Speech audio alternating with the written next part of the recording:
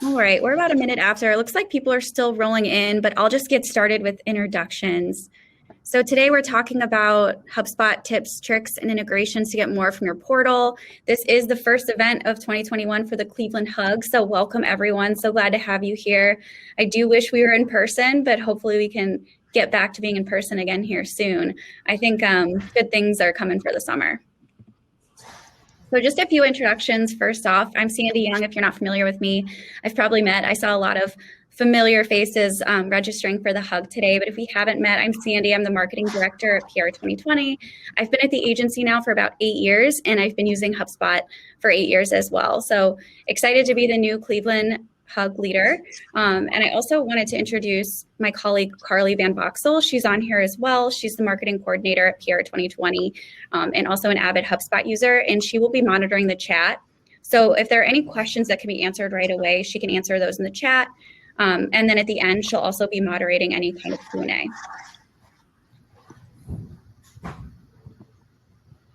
And also, so today I'm excited we have a special group of panelists that agreed to be here to talk through their own favorite tips and tricks and insights into integrations that they're using. And I wanted to introduce them before we have them on to speak.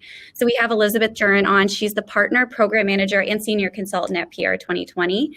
We also have Jason Haddad, the marketing operations manager at Fish Labs, Tamara Morosky, the director of partnership at the Marketing AI Institute, Mike Wohlert, the digital marketing manager at Spa Room, and Andres Solano, the global CRM lead at Lubrizol. So welcome everyone. I really appreciate all of you panelists being on today and speaking to your unique experiences with HubSpot. And also just noting too at the end, if you have questions to their specific sections throughout the presentation, please feel free to note their name with your questions. You can direct it to them during that portion. Okay, so before we dive in, just a quick look at what to expect. We are going to touch on the Marketing Hub, the Service Hub, and the Sales Hub, just a really quick overview of each one, and then the panelists will overview their tips and tricks from each. And then at the end, as I noted, there will be probably 10 or 15 minutes for Q&A there too. All right, so first up, probably our favorite portion since we're all marketers, taking a look at the Marketing Hub and what it offers. So of course, the thing that's so attractive about HubSpot is that it's one powerful, easy to use platform, everything in one place. So taking a look at a few key features, of course, there's marketing automation built in, so you can build those customer journeys and automate dozens of different actions. You can also build your blog, a responsive SEO optimized blog in your HubSpot portal. You can use modern SEO tools to help you identify topics to write about, optimize your content around best practices, and ultimately see that value through your content efforts. Also, you can schedule and publish your social updates, monitor your teams in there, and analyze performance. You can also build landing pages and calls to action. You can bi-directionally sync your contacts in Salesforce as well. And then, of course, if you haven't used it, smart content is really cool, adapting your website and your email for specific segments of your audience. And then a few others here to note, A/B testing. So running A/B tests on landing pages to optimize your copy and design. And custom reporting, you can actually create up to 25 custom reports using the data that you have in HubSpot, which can be really helpful just to drive the rest of your strategy. And if you use multimedia, there is video hosting and management. So of course, as I noted, that's just a really quick overview of the Marketing Hub itself. And we've broken this down into 3 sections with a panelist speaking to each, starting with attracting attention. So now I'm going to pass the baton over to Mike Wohlert, and he's going to talk a little bit about ads integration. Thanks, Sandy. Yep. Again, my name is Mike Wohlert. As mentioned, I am the digital marketing manager over at Spa Room, and I've also been using HubSpot for around 8 years and have really seen it really evolve into really one of the few tools that just does everything. One of the features and integrations that I really got to know and really use over the last several years was the ads integration. So really, if you guys are doing any type of paid ads, whether it's through Google or LinkedIn or Facebook, I highly recommend connecting your accounts to HubSpot. So that way you can essentially you essentially can use the tool without having to go into the Google Ads platform. For me, I've used it. The platform can be a little clunky, can kind of be maybe sometimes not as user friendly. So what's really nice is you can create all of your search ads right within the platform. You can create your custom audiences and you can create your campaigns, ad groups, Also, you can connect your Google Analytics or your Google Search Console to HubSpot as well.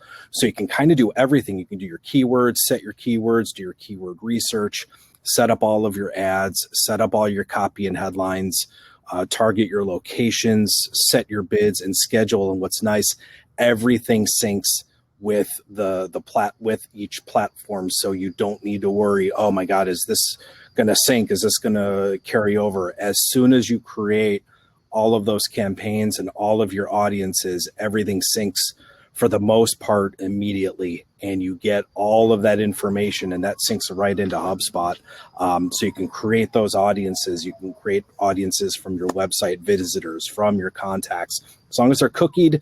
And as long as they're cookied, they'll come right over. They'll be able to get over to your audiences on Google, and you'll see them also within HubSpot. So really, really powerful. You can get all of your reporting, do all the reporting. What's really nice is all of the forms integrate. So I know Google has also implemented those on-app or in-ad forms. So once someone submits one of those forms, you can also integrate all of those forms and all of those leads that come through Google. Those will come into your platform like you're just collecting data from your typical landing page. So again, everything stays all within that ecosystem. So you don't necessarily have to go to Google to get all of your data. There's still a few things you might need to do within the platform, like some of your extensions, but for the most part, all of the necessary and all the essential data and information campaigns you can do right within the HubSpot platform, and it's really easy, walks you right through. So that's for Google. Sandy, if you go to the next slide. Yeah. You can also do the same thing with your LinkedIn campaigns. So you can set your LinkedIn ads like Google, connect your account, and you can create your ads via HubSpot. And it also allows you to set up those different goals. So whether you want to set up a goal for to just drive website traffic, do a lead generation, you can specify those campaigns to, whether it's you want to just promote a blog post, whether you want to promote something that may necessarily just be a brand awareness. And then you can also specify those campaigns to collect your content information. Unlike the Google platform, LinkedIn has those lead forms, so you can keep people on the site. And again, you can integrate the data from your LinkedIn lead forms.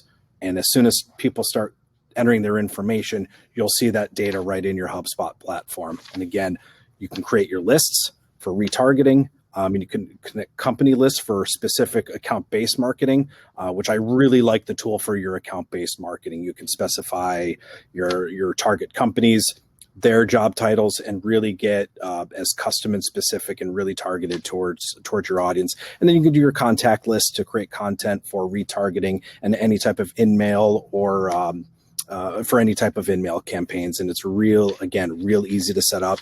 You can do your A/B testing, and everything again syncs right within the platform, so you can work right out of your platform. Yeah, and as somebody who's always logging into different places to check on my ads, this is so helpful just to log in and have it all in one place. Very easy to use. And again, it just allows you to have that one platform experience. Like I said, you'll have to do maybe a few things outside of the platform, but other than that, a lot of your basic info and data is right there waiting for you and able to be set up. Awesome. All right. Well, thank you, Mike. Okay, so next up, we're going to talk about converting leads a little bit. And Andre Solano is going to talk about lead scoring. So I'm going to turn it over to him. Thank you, Sandy. Yeah. So I want to talk about lead scoring today. And this is something that probably many of us have at some point or another heard of. But what is lead scoring and why does it matter? How would we use it? Those are some of the points that I hope to cover today, is to shed some light on lead scoring through HubSpot.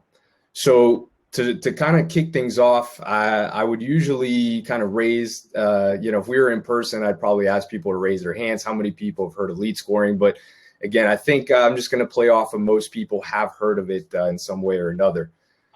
So we all want to generate leads, and we all want to generate wins. Ultimately, we want to convert those leads from, leads just generally coming in, marketing qualified leads, sales qualified leads, wins.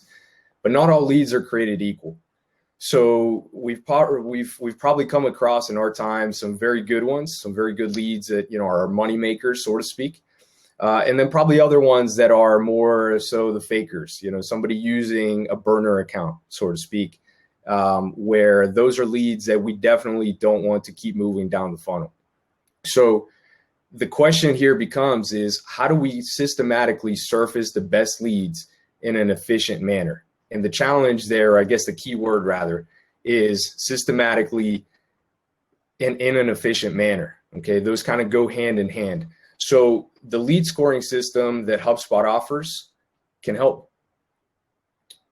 So HubSpot's definition for lead scoring is a property that allows you to qualify leads based on custom criteria. So what it's basically doing, it's a property that's automatically calculating a score based on a contact's submitted information, engagement, or other key attributes. So again, it's either adding, subtracting points based on basically how that contact looks based on that lead scoring system. And next slide, please. Perfect. So sounds great, but how does it work? So here I have one use case for how you may go about setting up this lead scoring system. And this it was derived from a real conversation that I had with some members of my sales team, and where they said to me, hey, you know, engineers are really the top target for us. Those are the people that we love speaking with because engineers conversations typically lead to business. If we do come across architects or builders, you know, that's okay. You know, we don't mind that. We definitely want to avoid homeowners though, because at the end of the day, homeowners to us are not key decision influencers. So those are probably people that if we ever get those coming in through the system, we want to avoid that crowd. So as you could see there in that table, I'm taking that conversation down to implementing lead score based on a person's job role or title. So engineer, again, is basically the top target for us. Is those people are receiving 5 points added to their score. Architects and builders, okay, those are okay. Let's give those people 2 points. But homeowners, we definitely want to avoid. So rather than adding points for someone with a role or a title of homeowner, we're actually going to scale that score back by 5 points. So this is one example of using it based on information provided by a user.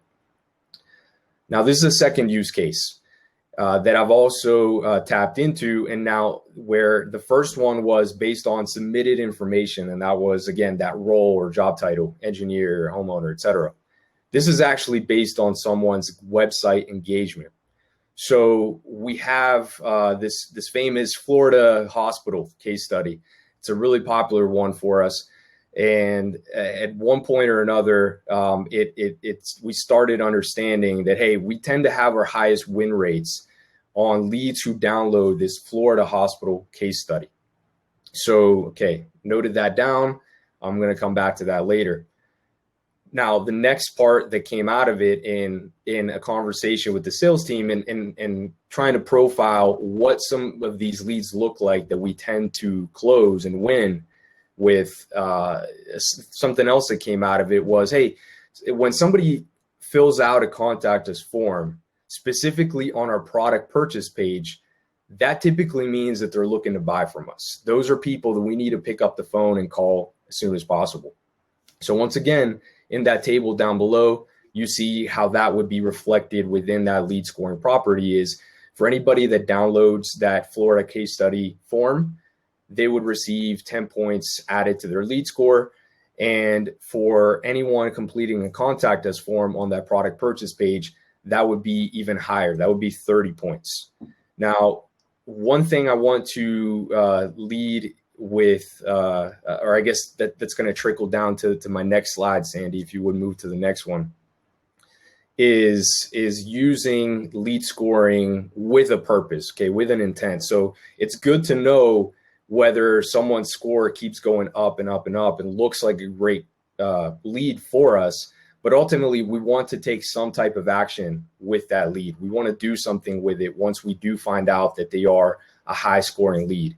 So here are my top 5 tips that I would recommend when getting started with lead scoring. Number one, you guys probably picked up on it, but talk to your sales team. It's something that has helped me out tremendously. Sometimes in whether we're more focused on top of the funnel or maybe middle of the funnel, some of us maybe play a little bit in each, top, middle, and bottom. But it's very important to know what's going on and what leads typically profile as winners based on our sales team or bottom of the funnel employee interactions. Okay, they're probably going to know best what leads tend to get closed on with a win. So number one is talk to your sales team. Number two is actually just get familiar with the lead scoring property. In fact, when I first got started with lead scoring, the first thing that I did is looked it up, and naturally HubSpot does have a knowledge-based article on this. That is probably a great place to start because it's actually going to map out, what the property is, how you would navigate it, etc. Third is understand negative scoring and point decay. So I already spoke to this with the negative scoring of avoiding homeowners. Okay, that to us is undesirable criteria. But point decay is something a little bit different.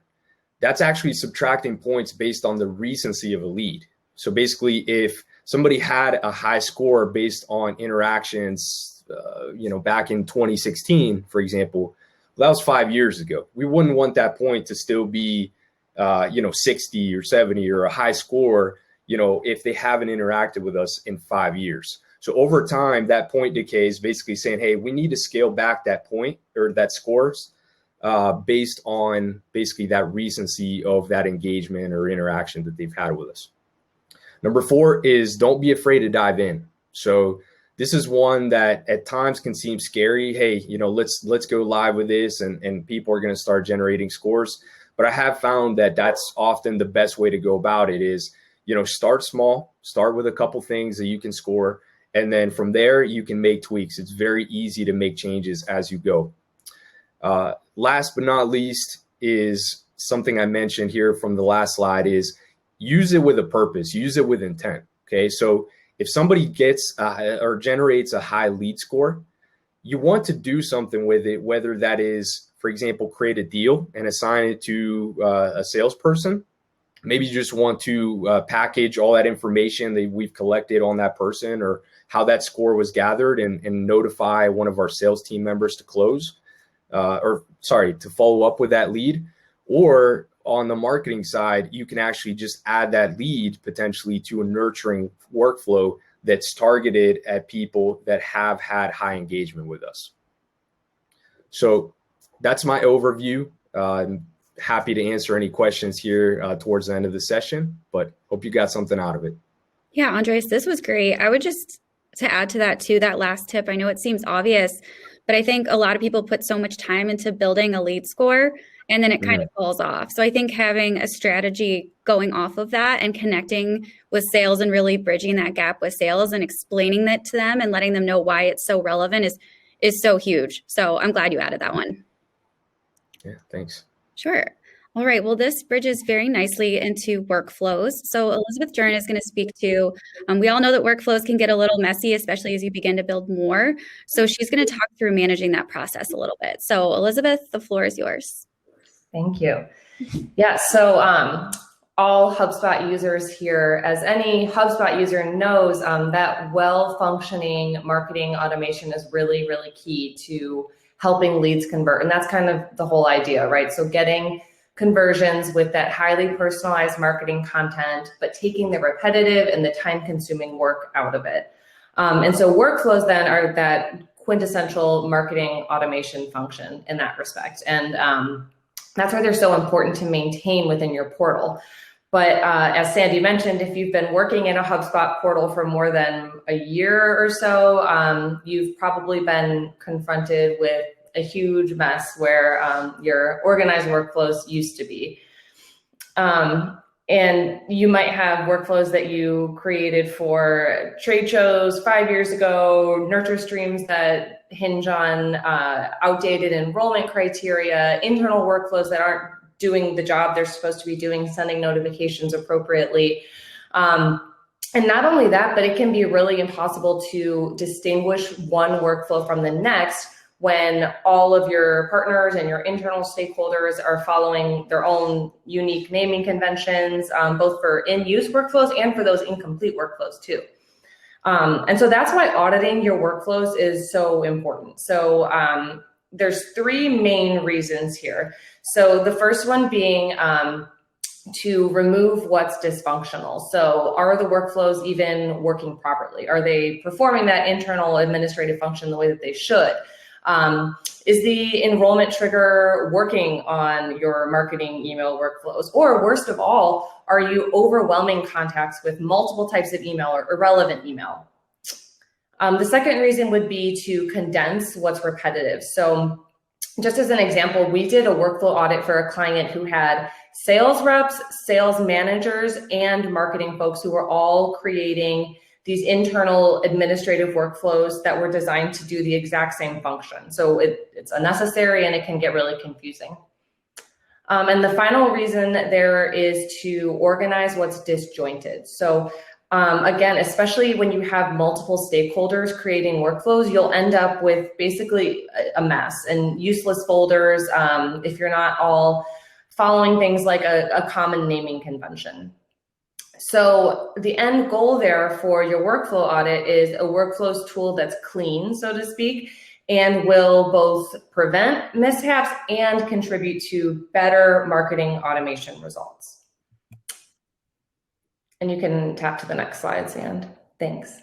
Mm-hmm. So we've created our own process for doing a really thorough and useful workflow audit. And there's a whole blog post debriefing actually 8 full steps on the PR 2020 website, but I've combined them here into just 5 steps, and I'll just briefly explain them, but I'll include a link to that blog post. It's included in the next slide. So to start, you will want to create an audit worksheet. So that blog post that I mentioned, it has a download for an auditing template that you can use, but you'll definitely want to personalize it based on your needs. So once you have the full template sheet created, you'll start filling in the rows with information from your workflows. And yes, it is a manual process, but that really is the best way to make yourself super familiar with everything that you have in your workflows tool.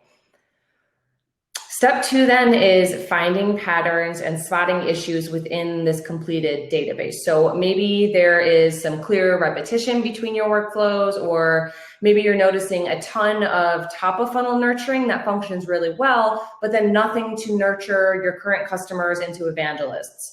So it's really just taking all the information that you have and looking for any of those trends and key takeaways. And then based on what you find there, you'll want to just go ahead and tackle those action items. So archive repetitive workflows, make a plan for new workflows you might need. Like I mentioned there, fill the gaps. So using all of your trends and takeaways to figure out what you could be spending marketing resources on to make the workflows tool function better for you.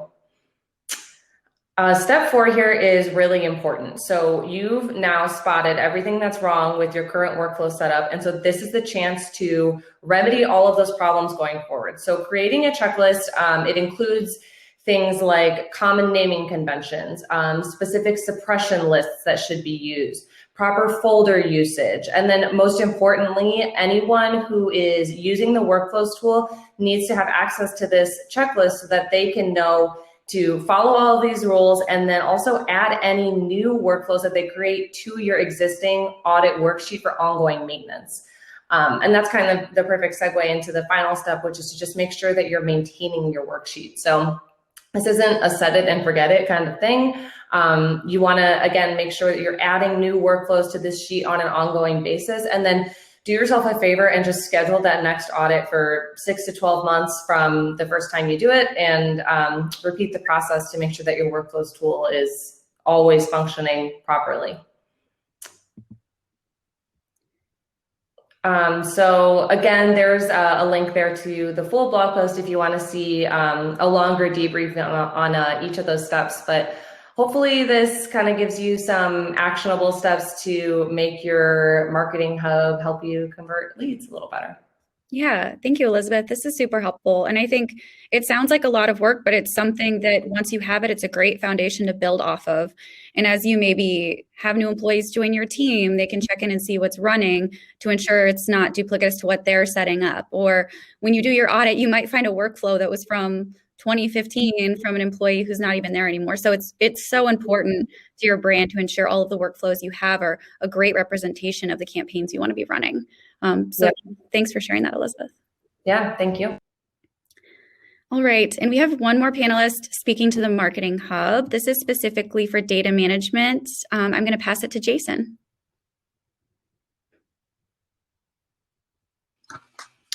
Thanks, Cindy. Hi, everybody. I'm Jason Haddad, Marketing Operations Manager at Fish Labs. And like some of our other panelists, I've been using HubSpot for about the last 8 years, working in both Marketing Hub and CRM and Sales Hub. But specifically today, wanted to share a bit about how I manage HubSpot data for our team. Having started with Fish Labs about 6 months ago, one of the things that I like to do early on is do an assessment and start to cleanse any legacy data hygiene issues to kind of lay the groundwork for everything that I want to do in the future. Making sure that everything is good and cleaned up. I kind of equate it to something that I noticed I do, a good or bad habit. Before cooking, I always tend to clean up the entire kitchen, because I like to start with kind of a fresh layout, know that everything's in its place, and I can just kind of not worry about any clutter. So that's kind of, my approach. And the way I go about it is not manual. It's not even direct within HubSpot or any other tool. I tend to use a tool called InCycle, something that I started using, I think, in 2018. And it's a very powerful data management tool. It integrates really well with HubSpot. And it's something that I've been using very much in my day-to-day, honestly, the entirety of this year. So something that I'm pretty passionate about, and I put a little disclaimer down there. I'm in no way affiliated with InCycle. I have simply had a great experience. So happy to talk about this topic here. And so when I talk about data management, I'm really referring to three key areas of focus: merging, importing, and cleaning. And so merging is merging or deduplicating object records. It could be contacts, companies, or if you're also using a different CRM, it could be contacts, leads, opportunities, and accounts. So any kind of object record that you could have multiple of. So the key things to think about within merging are, when you're going about it, how are you identifying what is a duplicate? You need to think about what certain fields truly combine to make it, a duplicate. You need to think about ensuring that those duplicates that you do identify are valid. So having some way to preview the duplicates and also determine which one is ultimately going to be the master of those duplicates. So ultimately, which record should remain, and then what of the other duplicate records should kind of, combine into that master, but keeping in mind that the master record is ultimately going to retain all of its data, and then all of the blank fields might absorb some of the duplicate data. So really important to think about primarily, what makes up a duplicate, and then how are you going to go about combining all of those. And for me, it's been interesting because there are a lot of different priorities, if you will. For us, it's for accounts, named account or active customer is always going to be the winner. If we have a duplicate account, it's always going to be named account. It's going to be the key contact. And then you start to think about some of those fringe fields, and then you start thinking about last activity, most activities, how many open opportunities or how many opportunities. So those are the types of things you think about when you're trying to decide which record should remain. The second key area of focus is importing. So within importing, I'm sure everybody has had headaches, importing into all kinds of different tools. The reason I like InCycle for this especially is because it emphasizes avoiding creating more duplicates. The thing that you're trying to clean, you don't want to make dirtier and then have to clean more up. So within InCycle, it gives you the ability to match based on not just one field, not just an ID or an email, but maybe both, or maybe you don't have an ID, but you have first name, last name, and company name.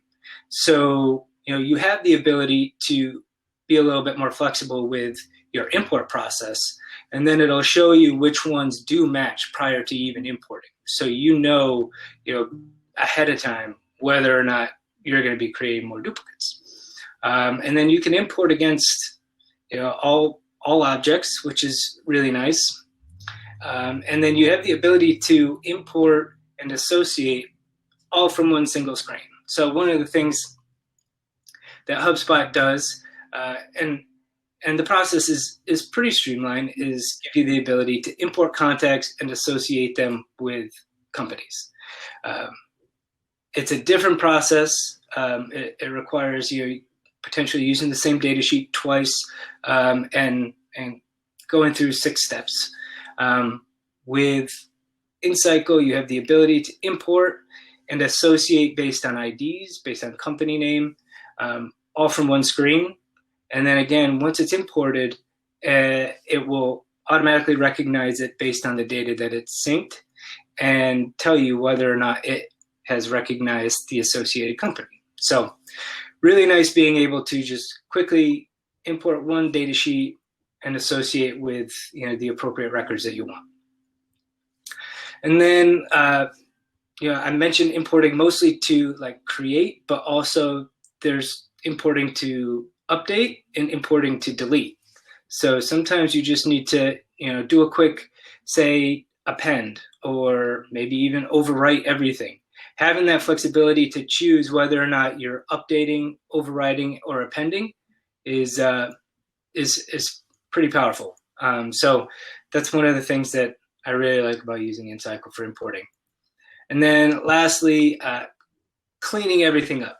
So you have a lot of different data, you have a lot of different fields. Some of them are text fields, some of them are drop downs. You need to be able to validate those fields for inconsistencies and incompleteness.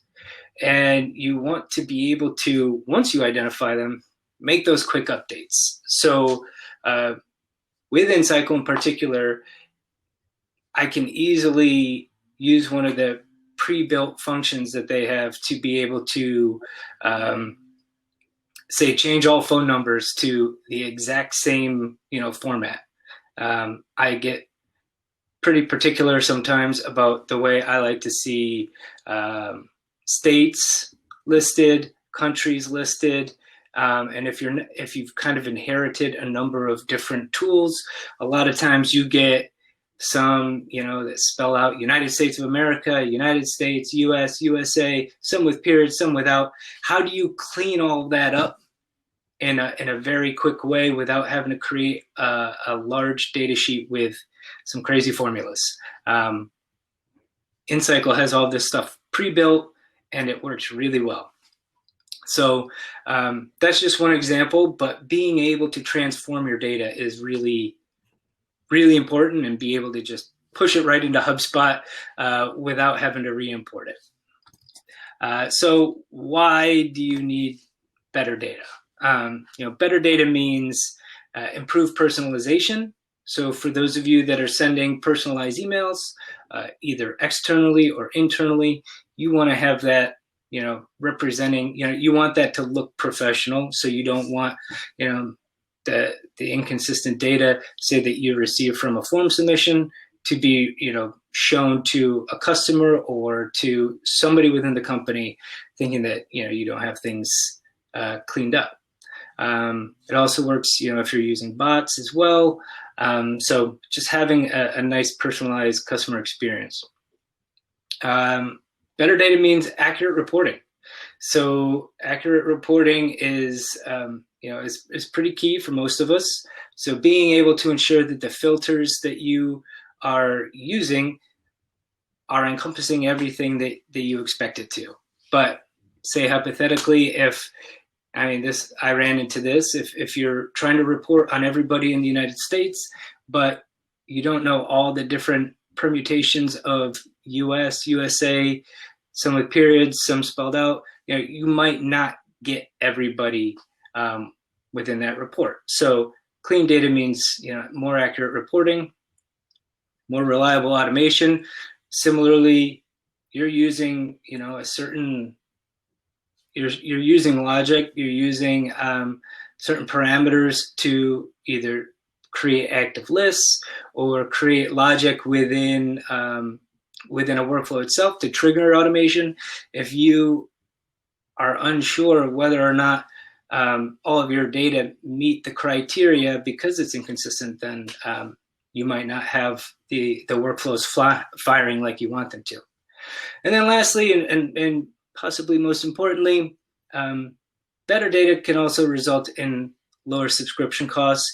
If you have a significant amount of duplicates and you're paying per record, then you want to, not do that. So you want to clean up, you want to merge, you want to deduplicate as much as you can, so that you're only paying for what you need. Within HubSpot, you combine deduplication of contacts where necessary with using their new marketing contacts subscription, and you're really saving a good amount of money. And then lastly, I can't really stress it enough. Do it. Avoid manual updates. Avoid going one by one.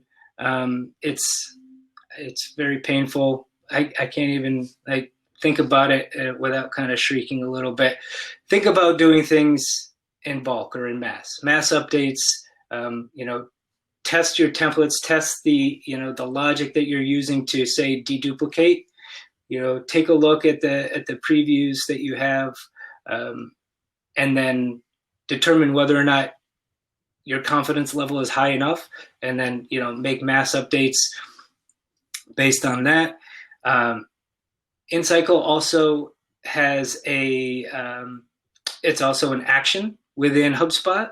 So you can actually trigger what's called a recipe, which is like a series of templates that operate in a certain order.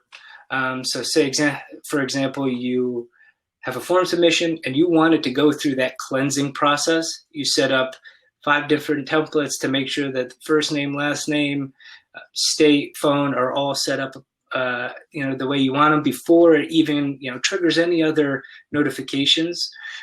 You can trigger a workflow action against that recipe so that you have good, clean data in real time. And then lastly, if you trust your templates and you've been using them a lot, don't set recurring tasks for yourself. Think about setting it up so that those things run automatically. So setting a recurrence for every hour, every day, every Monday, so it runs on its own, and then you just get the confirmation that all of your data has been cleaned up.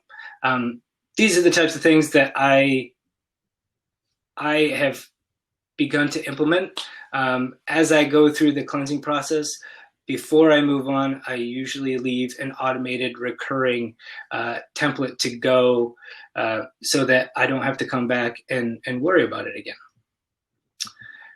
So that's what I have to say about data management. Feel free to share any questions that you have. Happy to answer. Super helpful, Jason. We're going to have to test this out. This looks really cool. And a big time saver, of course. All right, so we're going to move right into the Service Hub. So, of course, this is for customer service management. If you haven't used it, just a few key features I listed here. The help desk and ticket automation, knowledge base is super helpful, customer feedback surveys, and then live chat. And so per that last bullet, I just really quickly wanted to speak to the conversations inbox. It's really a tool that just makes the Service Hub work. So I thought it was critical just to call this out. If you haven't used it, definitely check it out. You can really superpower your conversations inbox with a few different tools. For example, you can turn on a bot outside of business hours. Of course, you don't always have to be there for it to respond. The chat bot can help you qualify leads. It can help you book a meeting. It can provide answers to common questions, so you don't always have to be there.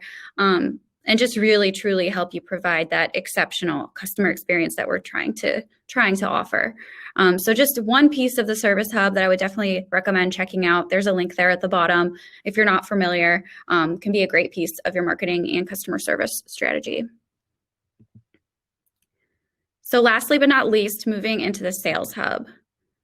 So I just liked this quote from HubSpot here that today's most disruptive companies are winning on customer experience, and CRM is at the center of it all. It really is. And because of CRM, it really gives us an incredible opportunity to do better for our customers because we have access to that data to do better.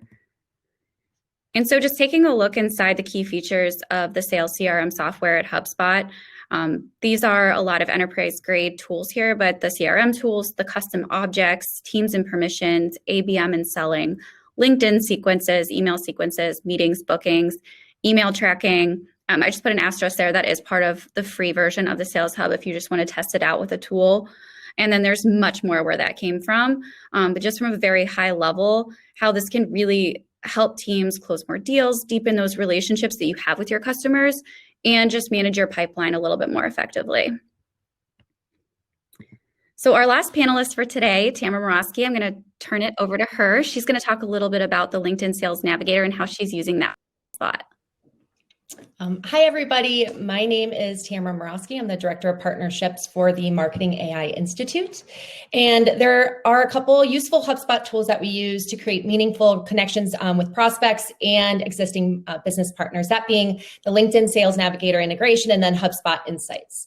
So if you're in sales, you're using social media tools more than ever to connect and engage with people. For me, that's researching and connecting with people through LinkedIn.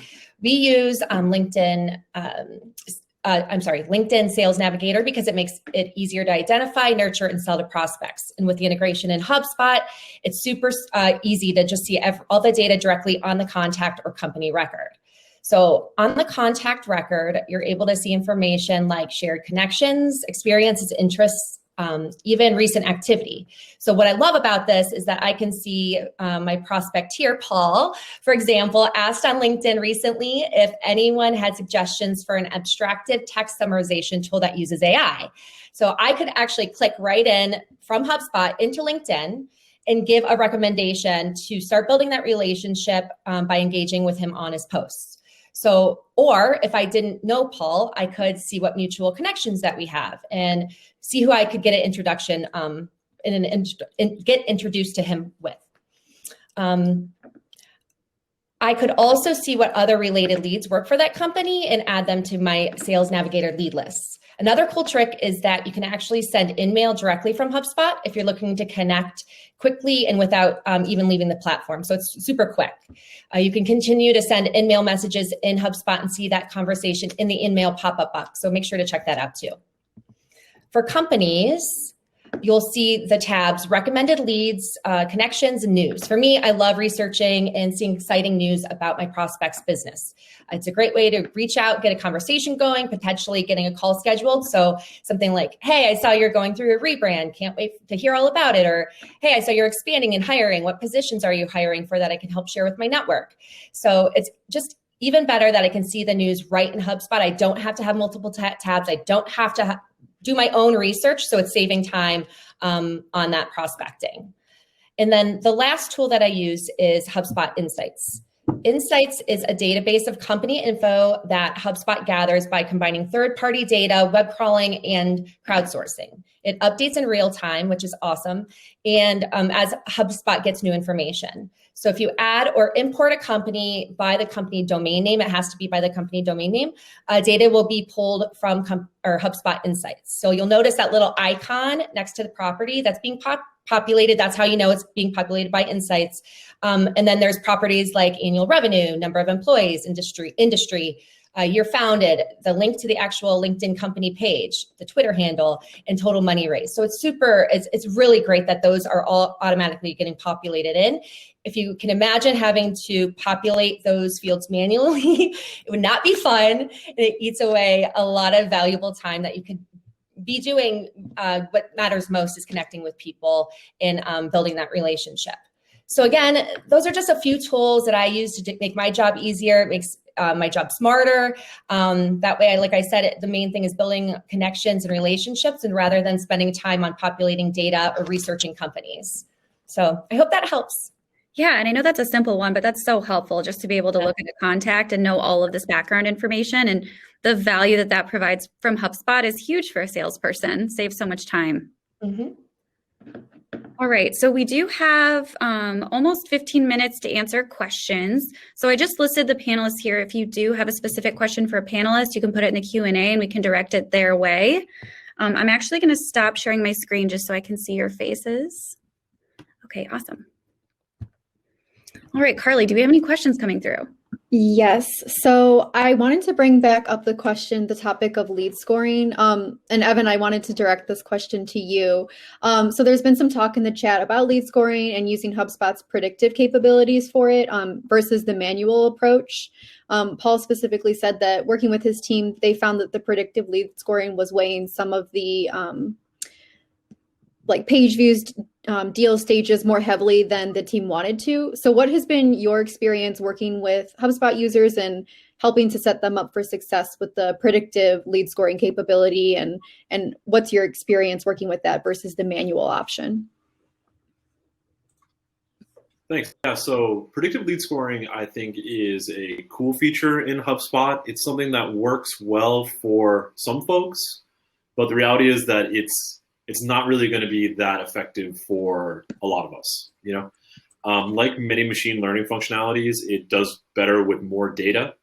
Inside HubSpot, you have to have enough contacts that you have at all in the tool. You have to be closing them and marking them as customers. So that's like the success predictor there for that predictive lead scoring. It works pretty well. The way that I like to use predictive lead scoring is I will turn that on with people using that tool. Again, I should actually mention it's an enterprise feature. So it's really just for those of us who have Marketing Hub Enterprise or Sales Hub Enterprise accounts. It can be useful. I like it to help identify stuff that maybe we didn't normally pick up on. Machine learning can do a good thing of especially like forward-looking predictions, things like that. It'll pick up on stuff that maybe we didn't think of. I think my biggest takeaway with the machine learning functionality for predictive lead scoring is I like to consult with folks to do their lead scoring, thinking about how predictive lead scoring would do it. So my best practices are always look at your best customers, look at your best leads, actually scan through them like objectively without making assumptions, and try to really just look at the data from your best customers. And then I think it was Andres, you talked about lead scoring. I really like that you highlighted negative lead scores, and you also highlighted stuff based on timing. Those are the best for making a really functional, productive lead scoring tool. So at the same time, as much as we talk a lot about our best clients, it's also incredibly important to look at our closed lost deals and prospects that ended up not being a good prospect, just as important there.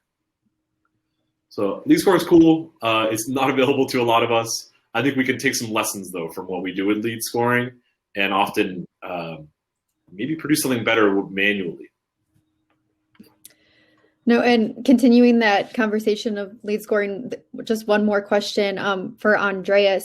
Let's say if a client or someone wanted to implement lead scoring tomorrow, how would HubSpot go through, and would it be going back and updating those contacts and their lead scores retroactively, or is that something that can only be implemented, for contacts made and, actions taken after setting that up? Yeah, that's an outstanding question. What I can tell you is that it's I talked about two factors, I guess, the information that's in the system about contact, and then the engagement information, right? So page views, forms submitted, all that good stuff. For the information that is already collected on a contact, it will retroactively update that lead score. So once you go live with it, it is going to calculate based on that information collected. So I refer to the job title or job role. So if we have that on someone, then that's going to generate a score, but it's not going to go back. And I'm fairly certain of this. Maybe Evan can chime in and correct me, but I'm fairly certain that any engagement on the engagement side, it's only going to add to that lead score from basically today onward. So that would be, I think, the difference. Perfect. Thank you. Let's see. Oh, we have a question for Elizabeth. So talking about workflows, you said the first step is to create your own worksheet and then to start listing out workflows manually. Can you just export your workflows directly out of HubSpot rather than using a worksheet to start off of? Would that be a little bit faster? Yes, that is an excellent question. So HubSpot's definitely helpful, but in my opinion, it just doesn't give you enough information to pull actionable marketing insights. So for that reason, I think it's best used as a starting point. So when you export a full spreadsheet of your workflows from HubSpot, there's definitely some helpful columns, like it pulls in workflow names, enrollment data, stuff like that. But the whole point of doing this more in-depth audit that I spoke of is to think ahead to the data points that are going to be most important to your marketing needs, and then answer those questions as you go. So, for example, do you need to know which workflows are personalized for a specific persona, or which workflows have emails that promote a particular service? And I think it's really helpful to actually list and link all of the emails that are included in a workflow with information that's specific to your company. So for example, let's say you discontinue a certain promotion, or you remove a particular content asset from your website. You can then quickly and easily consult your database and then know which workflows emails need copy revisions without doing all of the manual work behind it. So again, I do think that the HubSpot export tool is a great starting point, but to really make the audit super valuable for you, it is going to require a bit of customization and some manual work too. Perfect. Yeah. No, I see that definitely sounds like more of a better starting point, but then putting in that extra effort will definitely put a bit more better results forward for you.